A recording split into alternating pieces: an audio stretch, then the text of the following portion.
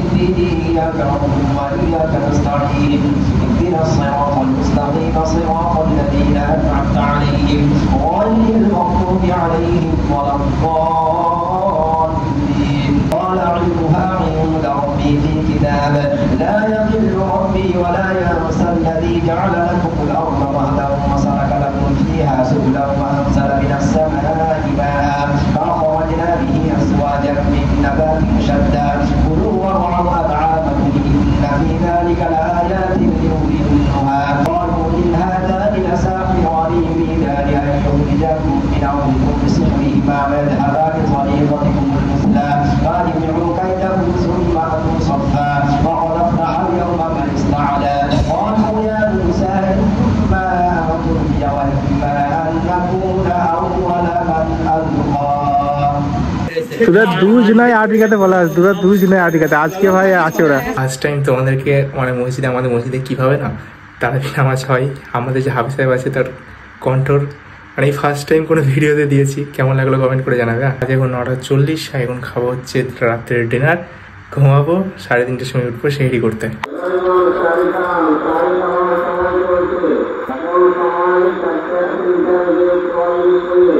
এখন সেহরি করা কমপ্লিট, দেখতে পাচ্ছি ব্যাকগ্রাউন্ডে আজান হচ্ছে, আর এখন ফজর নামাজ পড়ে ঘুমিয়ে পড়বো। আর সকাল সকাল উঠতে হবে, একটা কাজ আছে পরে। একটা ছোটোবেলার জিনিস দেখায়, আমরা যখন ছোটোবেলায় অনেক ছোটো ছিলাম তখন আমাদেরও না অনেক দোকান করার ইচ্ছা হতো। তখন কি করতাম, এরকম, এটা আমাদের এখানে বলে ছওড়া, ঠিক আছে, ছবি না ছওড়া যাবে বটে।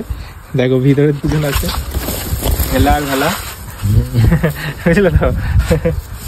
তোমরা এইসব কি সব নিয়ে এসছে, বিড়ি কোথা থেকে কুড়ি নিয়ে এসছে, এইগুলো একসাথে জয়েন করে বিক্রি করছে। বিড়ি নয়, বিড়ি শিখ দোকান করেছিস নাকি তোরা? হ্যাঁ, দোকান করেছি। বলছি যদি এটা ভেঙে দিই তাহলে কি হবে?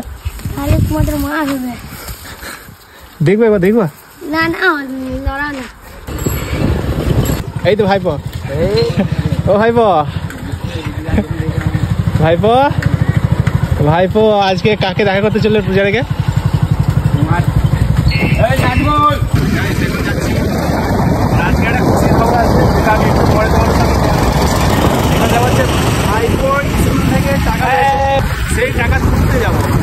এটিএম এ টাকা তুলতে, একটা এটিএম হচ্ছে অফলাইন আর একটাই টাকা নেই। আমার ভাই আধার কার্ড, একটা অফলাইন একটা টাকা নেই। এটা আমাদের SBI এটিএম, এটা সব থেকে বেশি সেল হয় টাকা। 1100 টাকা ঢুকেছে, 1100 টাকা ঢুকেছে, পার্টি হবে, পার্টি হবে, ঢুকেছে। এখন ভাই কি করবে টাকা দিয়ে? এটিএম এ টাকা নেই, এখন অন্য আরেকটা এটিএম এসছে। এটা আমাদের নতুন একটা দুটো এটিএম। খুলে রাখ, প্রচন্ড গরম।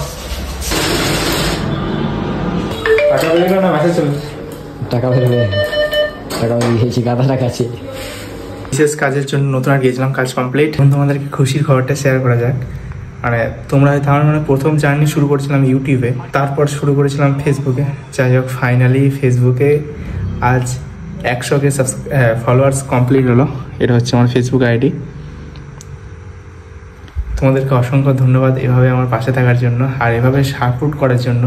আর মানে এভাবেই যেন আমার পাশে থাকো, আর আমার জন্য দোয়া করো যাতে আরও অনেক দূরে এগিয়ে যেতে পারি। তোমরা হয়তো যেন আমি ইউটিউবে ভিডিও করতাম, কিন্তু ফেসবুক আমি ওভাবে ভিডিও ছাড়তাম না। তো আজ প্রায় 1 বছর 2-3 মাস হবে এরকম ফেসবুকে ভিডিও ছাড়া শুরু করেছিলাম। আর ফাইনালি ভাই 1 বছরের মাথায়, মানে 1 বছর কমপ্লিট, মানে 1 বছর 2 মাস পর ফাইনালি আমার চ্যানেল 100K ফলোয়ার্স কমপ্লিট হলো। অনেকটা খুশি লাগছে। কিন্তু একটা কথা ভাই, জার্নিটা কিন্তু কতটা সহজ ছিল না। তোমরা হয়তো এখন আমাকে এরকম দেখছো। প্রথম আমার ইউটিউব চ্যানেল খুলেছিলাম 2017 সালে। তখন ফ্রি ফায়ার গেম ছিল, তো ওই গেম খেলতাম, খেলার 2-1টা ভিডিও ছাড়তাম, কিন্তু অতটা পরিমাণে ওর প্রতি জোর দিতাম না, ছেড়ে দিয়েছিলাম।